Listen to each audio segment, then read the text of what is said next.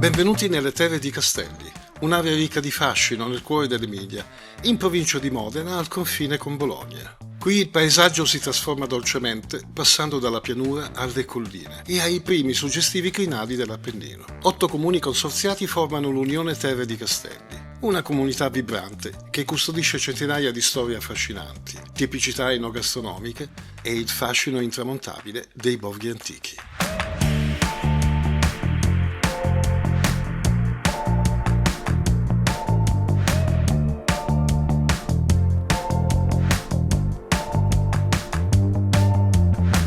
Benvenuti a Castelvetro di Modena e da qui inizierà il nostro percorso nelle terre di Castelli.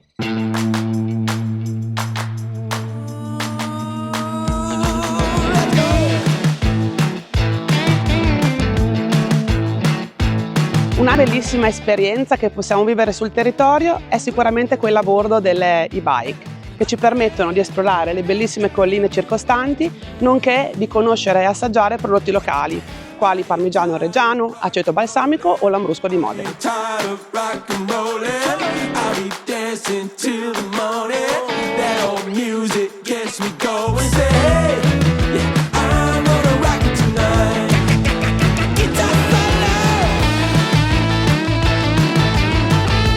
Ancora nelle terre dei Castelli, ci siamo spostati sulle colline verso Castelvetro di Modena, che dà il nome a uno dei prodotti più iconici del nostro territorio, il Lambrusco Grasparossa di Castelvetro. Siamo proprio tra i vigneti del Lambrusco Grasparossa, che adesso vediamo in fase primaverile, ma quando arriveremo in autunno coloreranno col loro feuillage rosso e porpureo tutte le nostre colline, regalandoci meravigliosi scenari mentre i profumi del vino si espandono nella natura.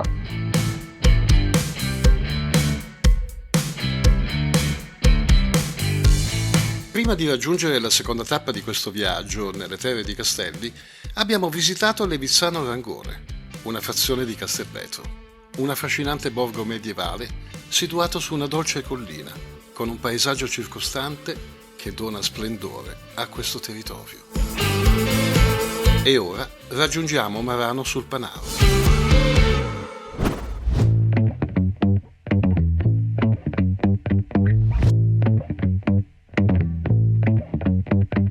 Benvenuti a Marano sul Panaro, siamo sulla seconda tappa del Cammino dell'Unione, un percorso che tocca tutti i comuni di Terre di Castelli e si snoda per 110 km suddivisi in 5 tappe. Siamo sulla seconda tappa nella piazza che fu uno dei primi centri storici chiusi al traffico nel lontano 1980. Il Cammino dell'Unione è un percorso bellissimo che tocca paesi, borghi, posti naturalistici di estrema importanza come il Parco dei Sassi di Rocca Malatina e il Sasso di Sant'Andrea, e si possono incontrare e conoscere e gustare delle prelibatezze che fanno parte di questo territorio, ma soprattutto è il territorio del Lambrusco Grasparossa, che è diventato il simbolo del Cammino dell'Unione. Lo troviamo anche nel logo che cita Paesi, Lambrusco e Castelli, che il Cammino dell'Unione è un cammino frizzante perché è appunto segnato dal territorio dove ci sono i filari del Lambrusco Grasparossa. E dopo un calice di lambrusco, pedalando e camminando, abbiamo raggiunto i Sassi di Rocca Malatina. Sono un'imponente e affascinante formazione rocciosa e rappresentano il cuore e l'elemento più iconico del Parco regionale dei Sassi di Rocca Malatina. When you kiss me, I'm under your spell, will you miss me?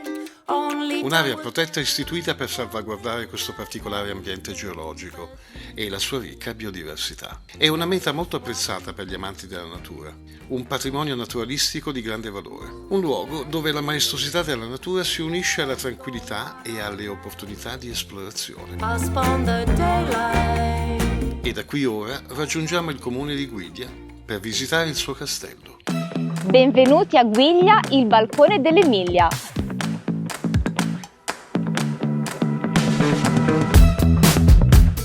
Infatti Guiglia è conosciuto come il balcone dell'Emilia per la sua posizione panoramica che offre viste spettacolari sulla pianura padana e sulle prime propaggini dell'Appennino.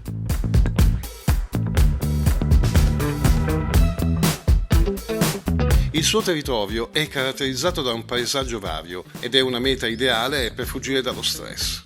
Ma noi abbiamo prenotato una visita all'interno del castello di Guiglia.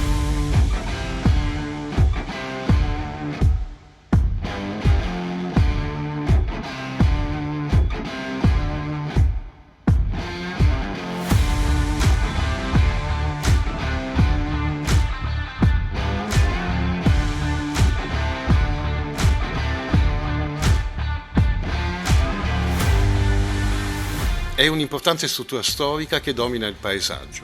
La sua posizione strategica su un poggio elevato con vista sulla valle del Panaro e sulla pianura lo ha reso un punto di riferimento nel corso dei secoli. Qui sono diverse le attività che vengono svolte, dalle mostre ad attività di interesse culturale. Naturalmente, nel tempo, ha subito diverse trasformazioni, inclusi interventi in stile Liberty all'inizio del Novecento, quando fu anche sede di un albergo termale e di un circolo per il gioco, un casinò.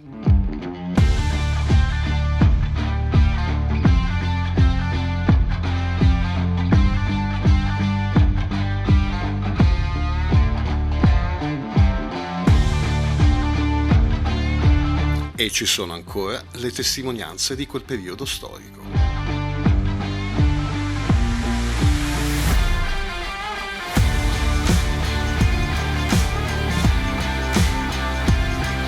Il nostro viaggio continua verso Zocca, che è conosciuta principalmente per essere la patria di Vasco Rossi, uno dei più grandi cantautori italiani, ma è anche una località apprezzata per il suo ambiente naturale, le tradizioni e i sapori tipici dell'Appennino modenese. Esiste un binomio indissolubile tra Zocca e le castagne, profondamente radicato nella cultura, nell'economia e nelle tradizioni. Per questa ragione abbiamo visitato un museo dedicato.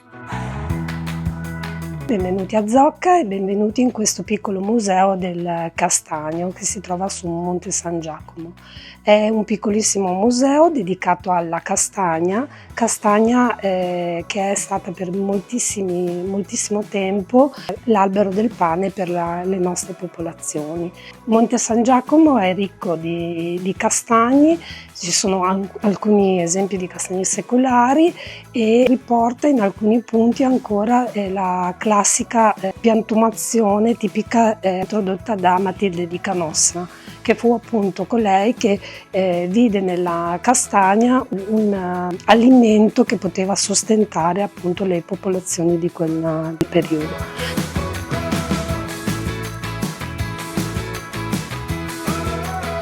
Il nostro viaggio, ricco di esperienze e conoscenze, ora prosegue alla volta di un borgo molto conosciuto per il suo ricco passato storico, legato oggi ad una moderna vocazione industriale, in particolare nel settore della lavorazione delle carni.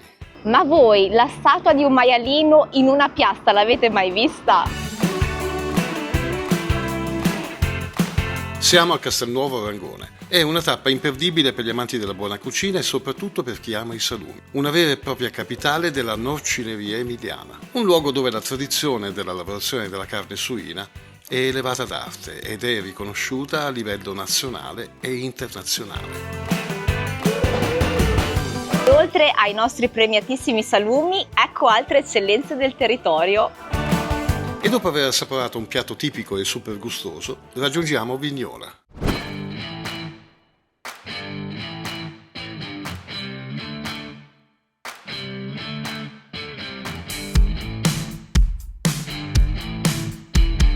La storia di Vignola è profondamente legata alla sua magnifica rocca, uno dei monumenti medievali più significativi dell'Emilia-Romagna. Le sue origini risalgono tra il IX e il X secolo, quando nacque come fortificazione difensiva per il controllo del territorio.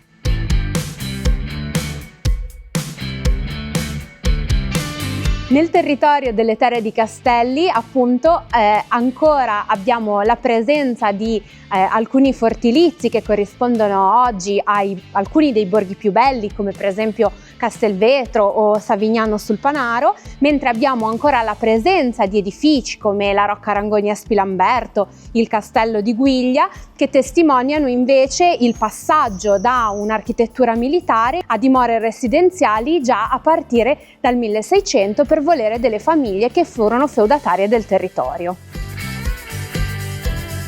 Vignola è conosciuta come la capitale della ciliegia. La coltivazione di questo frutto, in particolare delle varietà ciliegia di Vignola IGP e Mora di Vignola, è una tradizione secolare che ha reso famosa la città. Naturalmente, oltre a essere gustata fresca, la ciliegia di Vignola è utilizzata per marmellate, sciroppi, liquori e fantastici dolci. E ora la penultima tappa del nostro viaggio, Savignano sul Panaro. È situato in una posizione strategica tra la pianura e le prime colline dell'Appennino. È un territorio ricco di storia, tradizioni agricole e, come gran parte della provincia modenese, vanta eccellenze enogastronomiche. La sua storia è legata al fiume Panaro, che scorre lungo i suoi confini, e alla vicinanza con importanti centri come Modena e Bologna. Anche se non ha un castello imponente come gli altri borghi, Savignano sul Panaro conserva alcuni elementi di interesse, come ad esempio il suo centro storico, il nucleo più antico del paese, con le sue vie e piazze che raccontano la sua storia. L'ultima tappa del nostro viaggio è Spilamberto, noto per la sua rocca Rangoni, che fu costruita a partire dal XIII secolo per volere della famiglia Rangoni. Il centro storico è un affascinante nucleo urbano che conserva l'impronta della sua lunga storia, che unisce il passato medievale e rinascimentale con la vivacità di un paese moderno. Ma un'attrazione unica e strettamente legata all'identità di Spilamberto è il Museo dell'aceto balsamico tradizionale. Buongiorno, sono Maurizio Fini, sono il Gran Maestro della Consorteria dell'aceto balsamico. Ci troviamo all'interno del Museo dell'aceto balsamico tradizionale qui a Spilamberto, una villa ottocentesca, sede e proprietà di un nobiluomo che nel 1800 ha la fortuna di avere un conoscente che si chiamava Francesco Gazzotti, al cui chiede come si fa a fare l'aceto. Gazzotti scrive una lettera che è diventata un patrimonio, un reperto storico, in cui gli racconta come si fa l'aceto. All'interno qua del Palazzo Fabriani si produce aceto dal 1700, che era la dimora dei nobiluomi fabriani.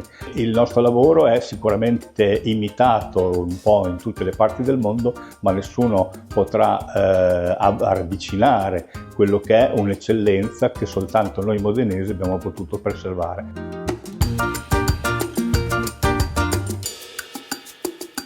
Per un caso fortuito ci siamo ritrovati all'appuntamento annuale con il gusto e le tipicità enogastronomiche e quindi abbiamo colto l'occasione per scoprirne alcune.